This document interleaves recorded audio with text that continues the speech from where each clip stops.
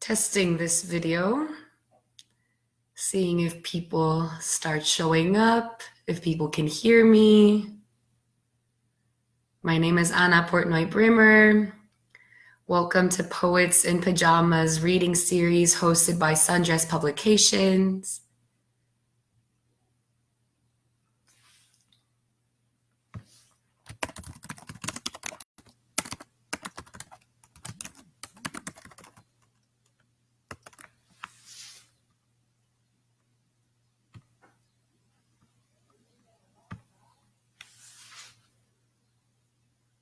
Gonna give some people time to arrive.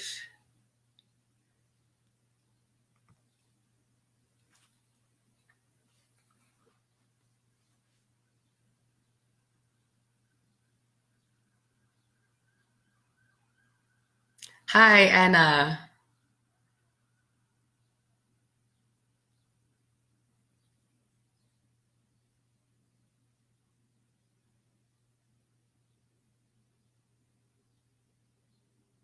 Just as a little bit of information, I am currently live from Newark, New Jersey. The spring has just arrived. The cherry blossoms are, mind the redundance, blossoming, and they are beautiful, and it is finally getting warmer. The winter was brutal, at least for a Puerto Rican like me, someone recently arrived from the Caribbean.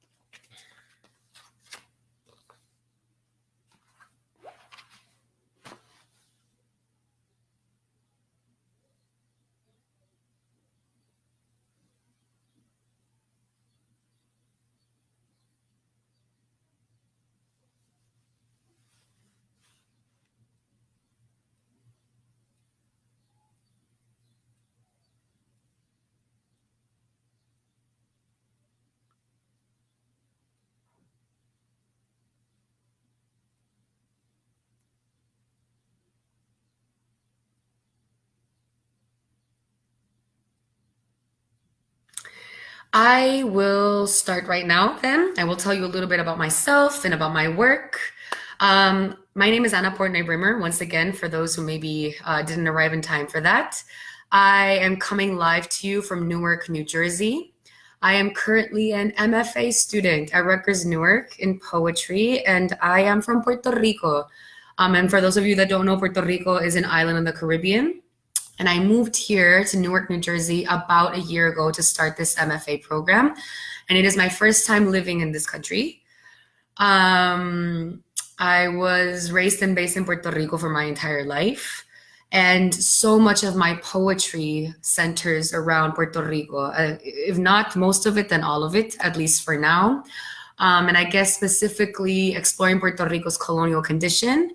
And for those of you that don't know, Puerto Rico was recently slammed by two hurricanes, Hurricanes Irma and Maria, about a year and a half ago.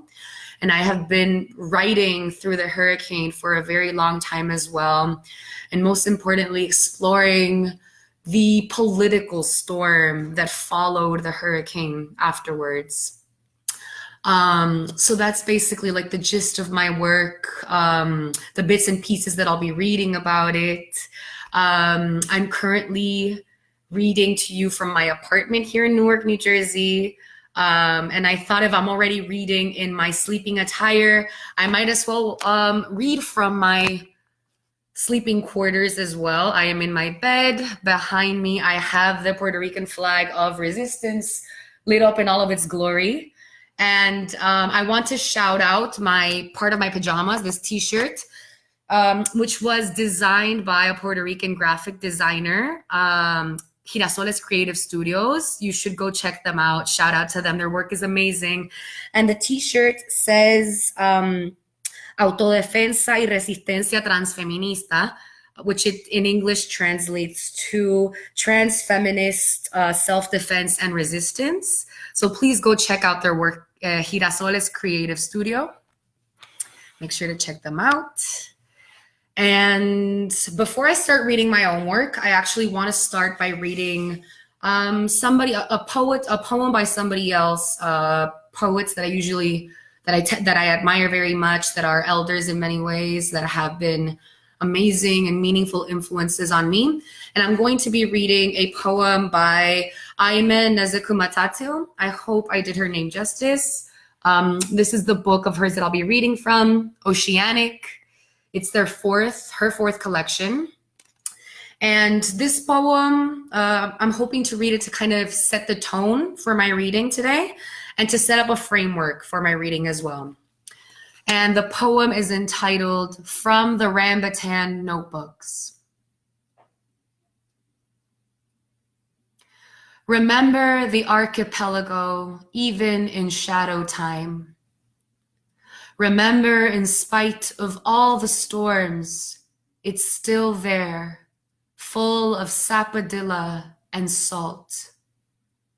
Remember, the taste will be just under your tongue when you rise up and fight. Barbed wire and a gumbo limbo tree call you home, call you teeth visitor. Each visit here means a memory spill of your mother. If a girl is retrieved from clouds, then what is her throat now? What is her wrist and ear? Where will she call home now? I have been studying the word home as if studying for a quiz, trying to guess answers to questions before they are asked. Soon a slight foam appears under a frog, a promise of leg kick, a pulse toward shelter, even if all she sees now is mud. I won't ask the rambutan about its messy hair. I know you are tired of trying to flatten your hair into something it is not. When it is meant to flap and fly in the wind-salted air. Unplug the iron. Let questions of what is beauty and what is not beauty fruit down your back. Sometimes it is possible to still embrace the wildness of home, even if the lone window in your room only blooms snow and more snow. That was the amazing Aime Nezekumatatil again from her collection Oceanic. Please go to a local library or a bookstore, get her book. It's utterly amazing. I will now start reading from my own work. And I will start off with a poem that is an ode to this very apartment, actually, this very new space that I am inhabiting in this new country that I am inhabiting as well. And I guess it's also a goodbye to the winter in many ways, and saying hello to spring.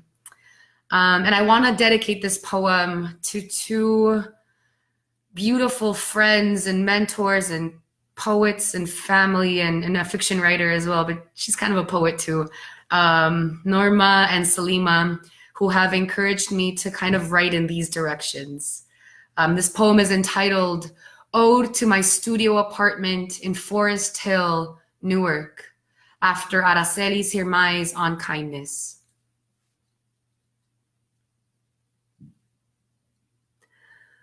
I once read in a poem that there's such a thing as the kindness of windows.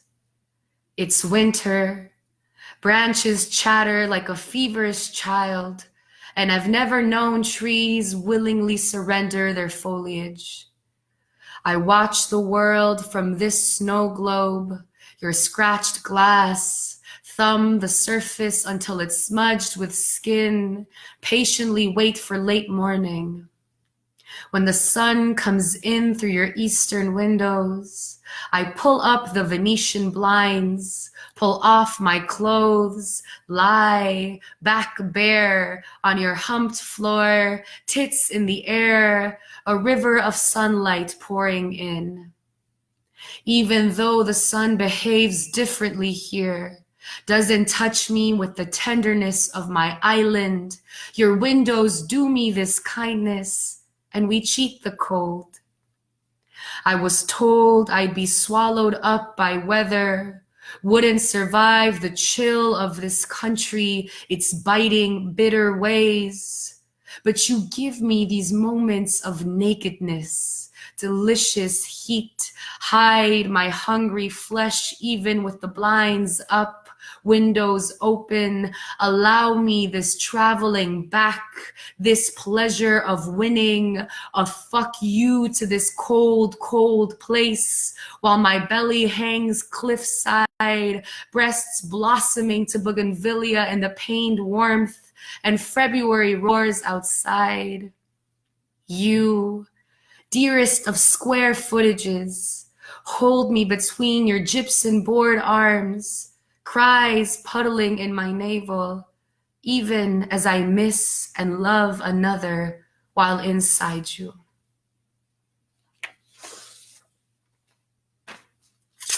Oh, my father just left me some flowers on the comment section. Thank you, Padre. This following poem I'm going to read is entitled Self-Portrait as Pelican. And I want to give everybody a quick view of the form. See if people can kind of take a guess at what it was modeled after.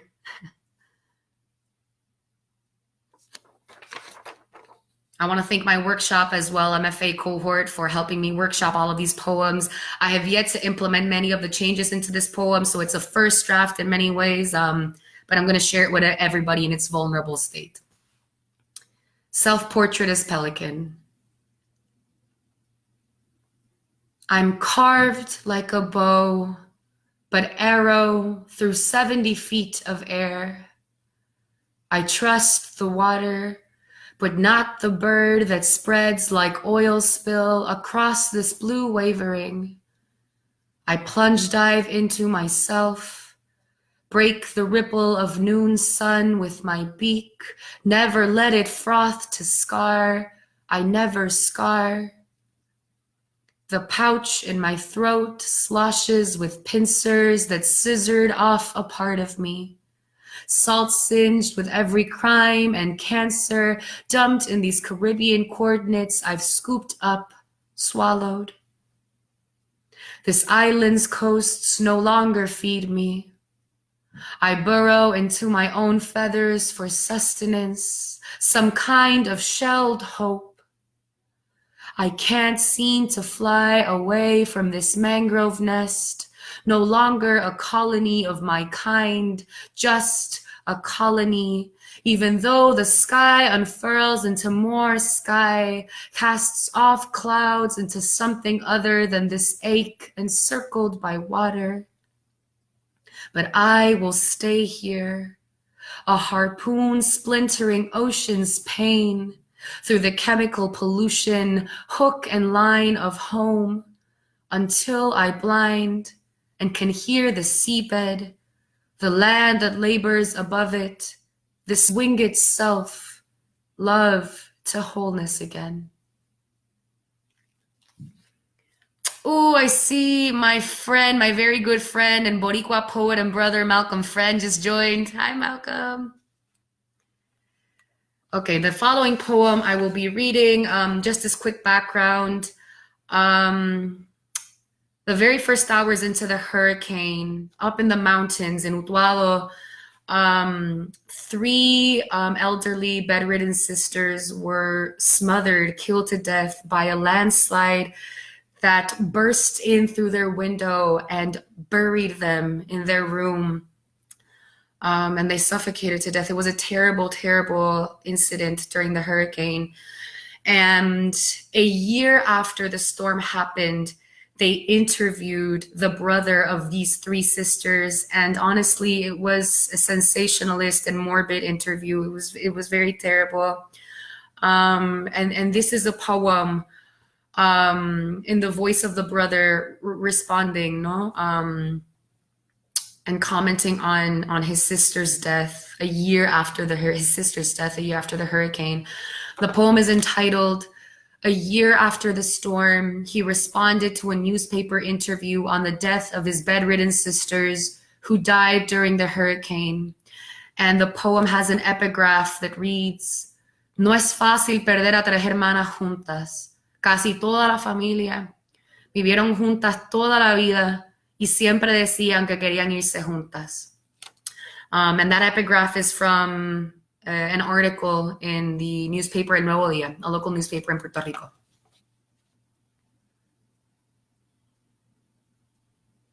I'm haunted by the river their house overlooked. Rio viví, river lived. The past tense, a rusting fish hook in my throat. They were born like waves breaking at sea, one right after the other. My sisters, never married, no children, devout Christians, 7 decades in each other's company. That morning, only inches apart, under 8 feet of mountain. And it took 8 days to get them out, to open the door to a tightness not even death could slip into. Soil, like a lover's scent, finds its way into the slimmest crevice of breath.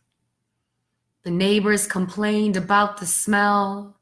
The river Vivi was still swollen like a bruise, purpled with broken. Lived, it gushed and licked its edges, a thick tongue on fractured lips. Like the river, their bodies were swollen too. And what a sick circularity, burying to unbury and bury once again, except their corpses were seized, sized up and scrutinized, stuffed with 700 others, tagged, yet to this day unnamed. We finally saw them again the 8th of May, 8 months after the storm, a numeric uncanniness beyond terrestrial belief, held them, boxes of ash, returned as mountain. Today, the house is hillside, wildness grown into devouring thickness, a room of smothering green, halls trailed with wet earth, all held together by faded yellow tape. Vivi, the river slurs and surges on days of heavy rainfall. They lived. Only ferns and vines of velvet bean are testament to the river's hymn.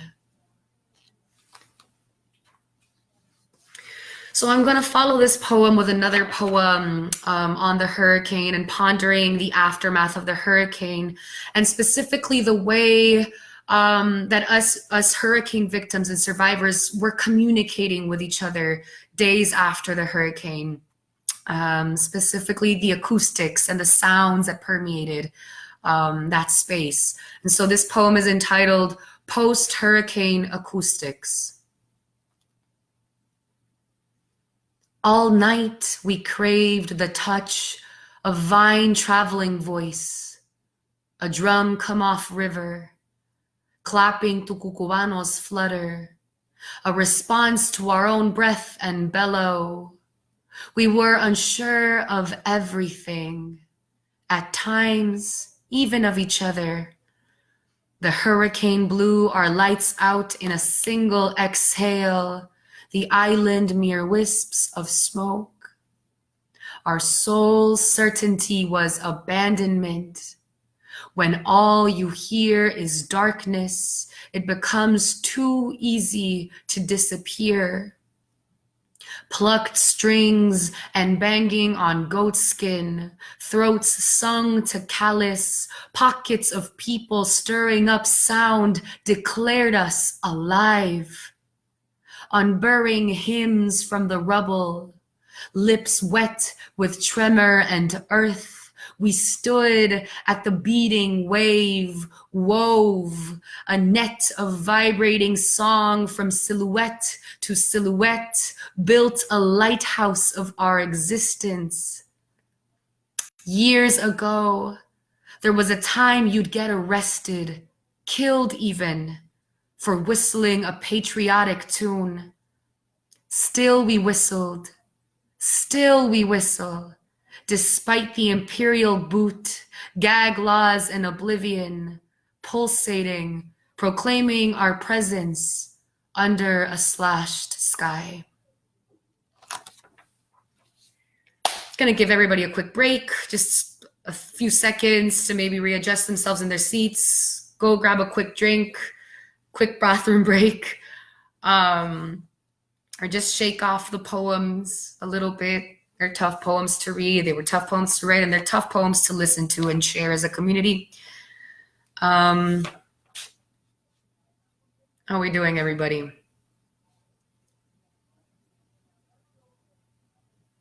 Welcome to Sundress Publications, Poets in Pajamas reading series.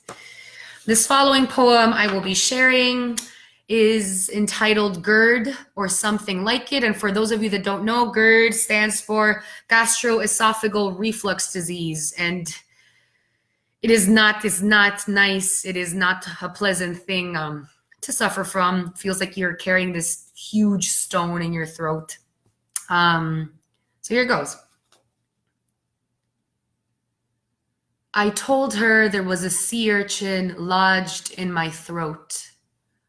My last days on the island, I drank up tendrils of ocean. It must have swirled in, nestled in tissue reef. The doctor asked if Puerto Rico was ready to receive tourists. Is it back in shape after the hurricane? I told her tourists have been breaking in since 1493.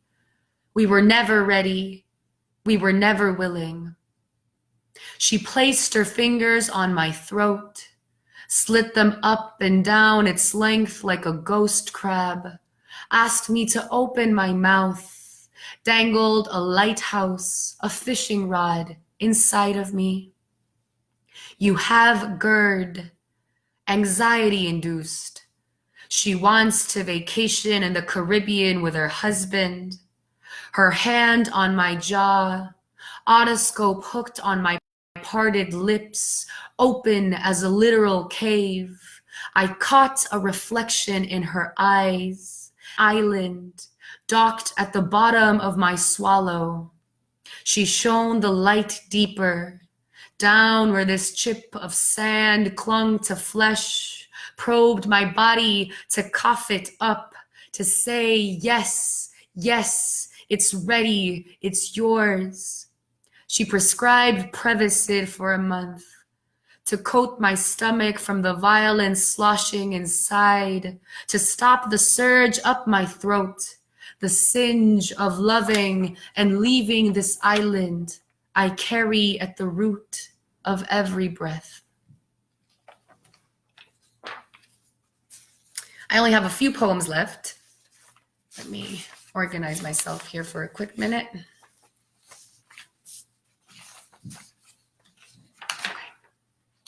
So this following poem I'm going to read to everybody is entitled Strawberries. You can find it on Foundry Journal, the recent issue. I think it's the 11th issue. Thank you, Foundry Journal, for publishing that poem. Strawberries. I'd always been told strawberries couldn't grow in Puerto Rico. There wasn't the climate for it. Up here, in this finca, past the carcass of Peñuelas' petroleum past, where even the hummingbirds are dizzy with height, small strawberry studs slip off like beads from a necklace on my tongue. The farmer picks them gently from their fuzzy casing, warm and tender from swallowing the world's beatings, as he shows us his budding coffee crop. Crecemos el café bajo sombra. I think of all the work we do in the shadows. Rearing coffee under the sun is hurried and stifles taste. Its flavor should be layered, like the rock that makes this mountain, like this mountain of an island. All plants are carbon-husked patience, but coffee is a slow birth, a bean of push and pain that can take as long as 4 years to ripen. Intercropped with bananas, papayas, and pyrethrum to lure away pests, allow for just and solidary growth, an abundant existence. This steep hill of harvest is everything we're slowly trying to become. The farmer says after the hurricane, they lost the majority of their coffee shrubs, and seeds were swept away with everything else. Mass growers are striking deals and offering local farmers seeds to grow and sell back to them. We have to grow our own, to be our own. He smiles, splits open a coffee pod, drops the pulpy body in my hand and tells me to try it. I'd always been told freedom would never come for Puerto Rico. There wasn't the climate for it. I asked the farmer about the strawberries. Son silvestres, he responds, and points to their beautiful excess. So I only have 2 more poems left to read. I'm gonna, you know what? I'm going to follow up with this one. This one is entitled Tulips, and it's also a slightly unrevised version. I still have to incorporate some of the comments from my workshop, my cohort. Tulips. Tulips sprouted the first crash of the market. Blown in from Istanbul to River Scheldt, never before seen by such soil, this shy-petaled bulb drove the Dutch to delirium. They fertilized prices and promised tulips, and those tulips' children, and the children of their children, to moneyed men trading in the wind. This 17th century wildness flowered a crash that dented the early buds of capitalism. I bust to the nearest ShopRite and buy a bouquet of them. Stuff stems in a vase, place it at table center, feel for a shift in the world. Tulips are not of the tropics, neither are banks or the depth they drilled in my island, their mouths at the puckered wound. I imagine cramming their throats yellow and pink. Tearing down the Spanish forts, gnawing our coastlines, planting tulips in their stead, sowing the safety they kept at bay. The gold their ships sailed, they hounded, tore through blue tissue for, gold of rivered murders, gold lashed from backs, gold on our dirt teeth pride, pecked at by vultures, all ground to compost for the tulips lining our shores. I fantasize tulips glutting engines of seafront military bases, swimming like sargassum, sinking cruises, strewn outside Walmart's automatic doors. Yes, I dream in tulip-colored glasses.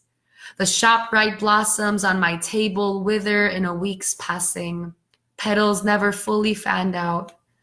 I wash my vase empty of their muck, earth crumbling down the drain.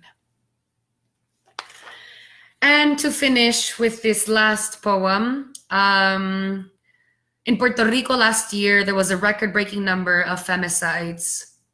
And one of the largest feminist collectives on the island, and many women around the island, clamored for the governor to declare a state of emergency and sign an executive order they had drafted for him to do this. The governor repressed their claims and completely ignored it. And a few weeks after this, the US Congress started talking about banning cockfights in Puerto Rico, and the governor decided to stick his neck out for that. And the irony was just too much to bear. And so I wrote this sonnet entitled The Governor and the Cock. And it starts with an epigraph that reads, El deporte de los gallos en Puerto Rico es altamente regulado por el gobierno. es un pilar cultural y representa un importante sector económico en nuestra isla. And Ricardo Rosselló, Governor of Puerto Rico.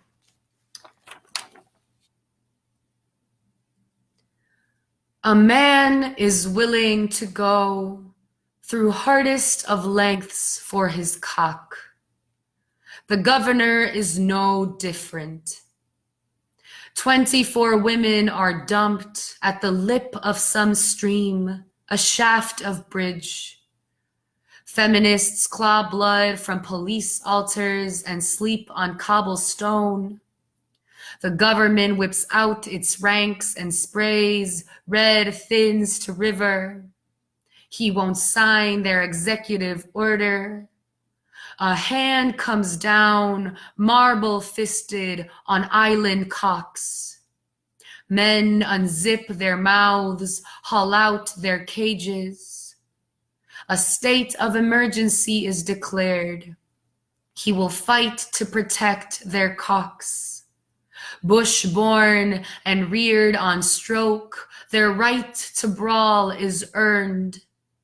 Blows, an act of cultural preservation, jabbing, a man's sport, a cock's legacy.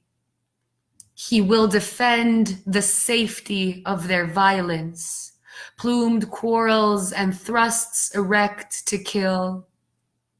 Why change history now? This animal has always pecked on power, and power goes straight to the head. But the head knows as the cock crows and morning is forced out of bed that the pit will erode to ruin the chopping block in its stead. Thank you, everybody, for your attention and for sticking around this long, for listening to my poems and to Aymen Ezekumatatio.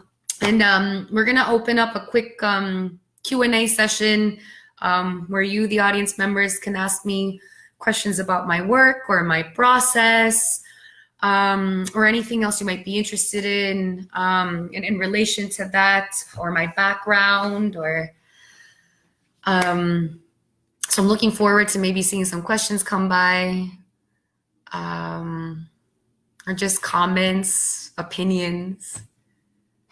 Hello to everybody again who's watching.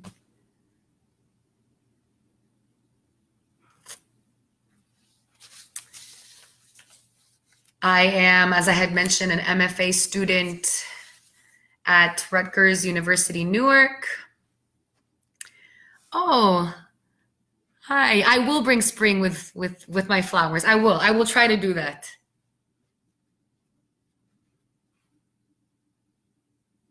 Yes, so I'm an MFA student at Rutgers University, Newark. Writing poems under the framework of an MFA program has been really interesting, really challenging in a good way as well. My work is being pushed a lot. I've been pushed to write in form more and to experiment with form, get more experimental with that, as I showed you with this self-portrait poem, experimenting with this avatar of a bird, writing in sonnet form as well.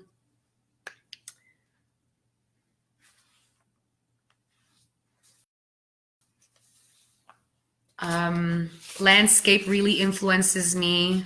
Driving to the United States and writing from this particular landscape and country has really changed the course of my work a lot, how I approach Puerto Rico as well from this standpoint and this positionality from across an ocean, right?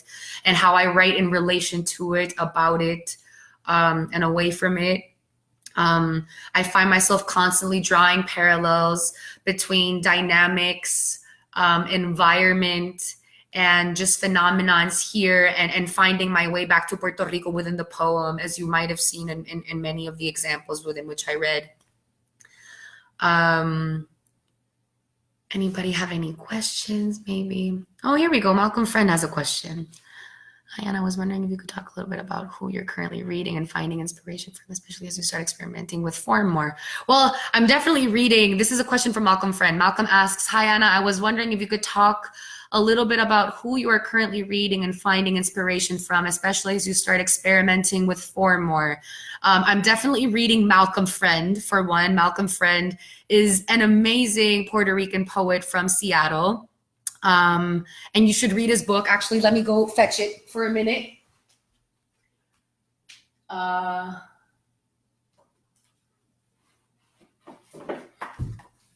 back. Our Bruises Kept Singing Purple. This is Malcolm Friend's book. So I'm definitely reading Malcolm to experiment with form. I am also reading, as I had pointed out, Ayman Ezekatil.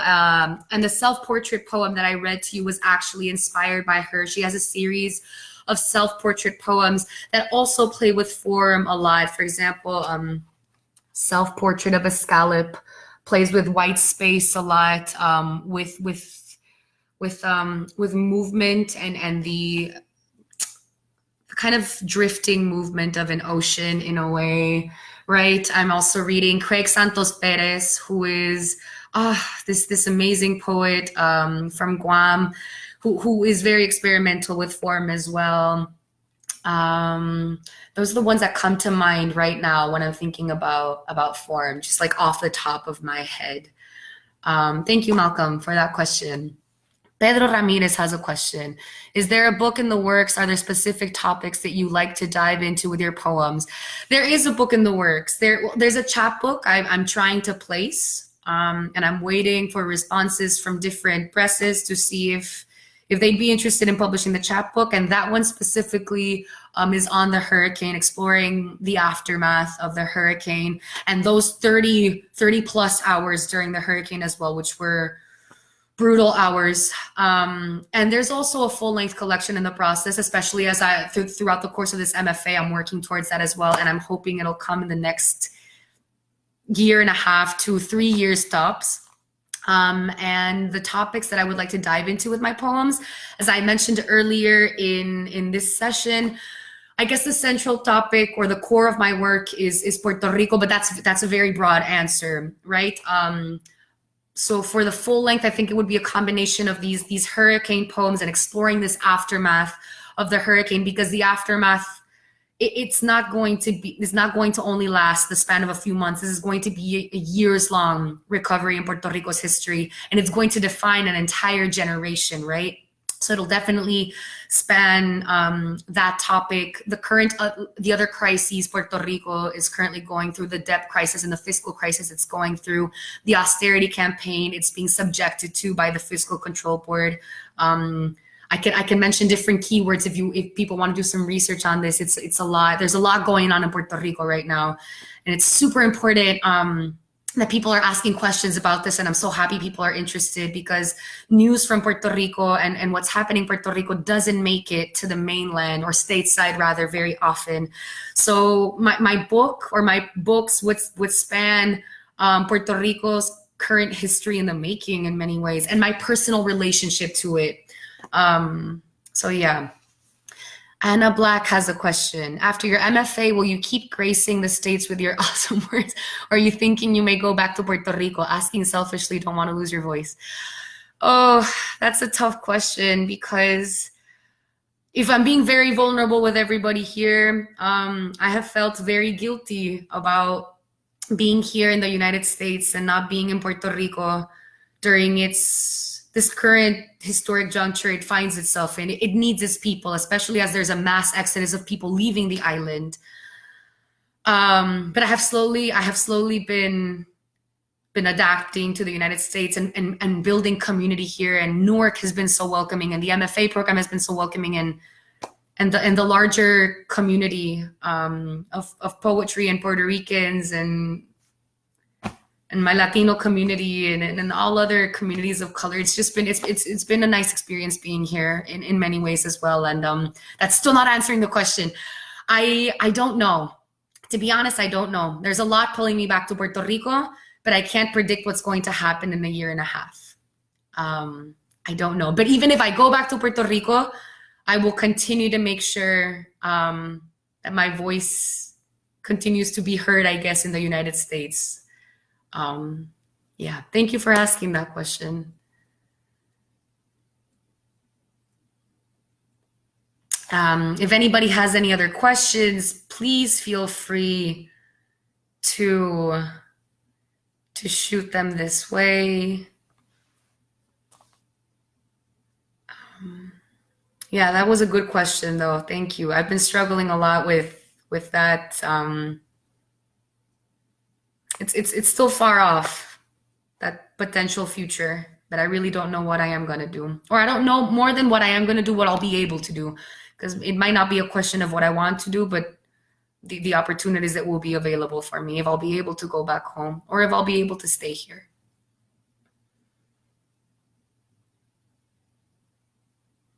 I want to thank everybody again for being here, for sticking around. I want to thank Sundress Publications so much for giving me the honor of being a part of this amazing reading series, and for being in the company of all of these other brilliant featured poets that we'll be reading in the following weeks to come, the next Sundays. I think Malcolm Friend comes after me as well, or Noel Quiñones, I'm not sure, but either one of them, I mean, they're amazing. You need to tune in and listen to them. And thank you to Anna Black, who has been so supportive in this process, setting up all of this live stream and just all of the logistics behind the reading series. And it's an amazing curation and a gigantic organizational feat. So thank you.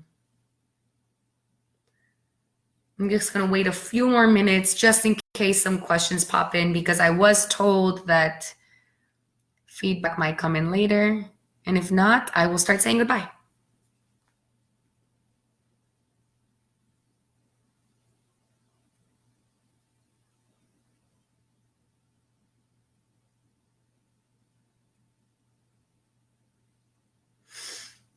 And it's so nice that it's getting darker. It's getting not dark. Well, it's getting darker later. Later in the evening is what I'm trying to say. Light. There's more light throughout the day. It's very, very, very encouraging, and it's very, very influential on the mood. So, okay, everybody, thank you so much for tuning in and for sticking around. Thank you, Sundress Publications. Make sure to come see the next poet that's coming up in a few weeks. And thank you again. Thank you, everybody. Buenas noches. Buenas noches a todo el mundo. Seguimos.